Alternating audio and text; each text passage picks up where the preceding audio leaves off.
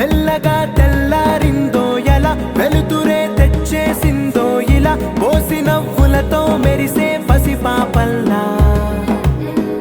చేదతో బావులలో గలగల చెరువులో బాతుల ఈతల కళ